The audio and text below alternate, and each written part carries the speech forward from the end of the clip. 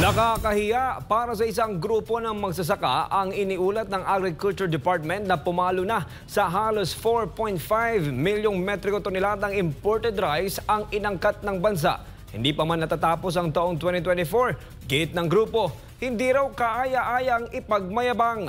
Magbabalita si Sheena Torno. Hindi na raw nakakatuwa ang sobra-sobrang imported na bigas na inaangkat ng ating bansa. Yan mismo ang sanabi ng Federation of Free Farmers matapos iulat ng Agriculture Department na hindi pa man nangangalahati ang buwan ng Disyembre ay nakapag-angkat na ang bansa ng record high na halos 4.5 million metric tons ng bigas.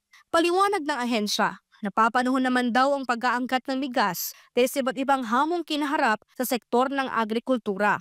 Iyon ay tama lang dahil nakaranas tayo ng maraming problema this year. Sabi nga ni Sec, diba, this is one of the most depressing year for agriculture because of so many calamities.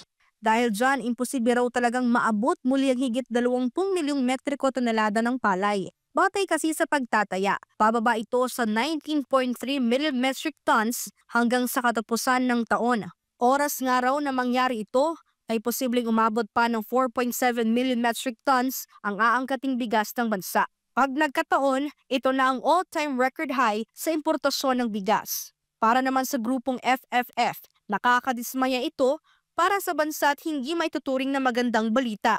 Sobra-sobra na raw kasi ang nasabing halaga at kawawang-kawawa na raw ang mga magsasaka kapag naabot pa yon. Pero sobra-sobra na po yung kwan eh. 4.4 pero ang importasyon natin this year compare natin sa same period last year sumusobra po ng kwan almost 1 million metric tons. Sobra na po.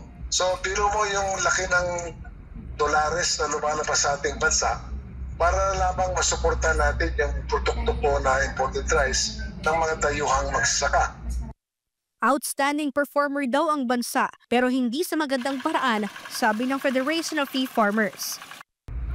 Well, in the first place, magiging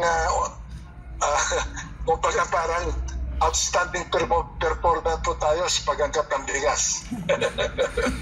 Yun lang po makita ko na masasabi natin pwedeng, although hindi natin pwedeng pagmayabang yun. Dapat nga po ma-embarrass tayo lahat eh. Para sa Diyos at sa Pilipinas kung mahal, ito si Sheena Torno, SMNI News.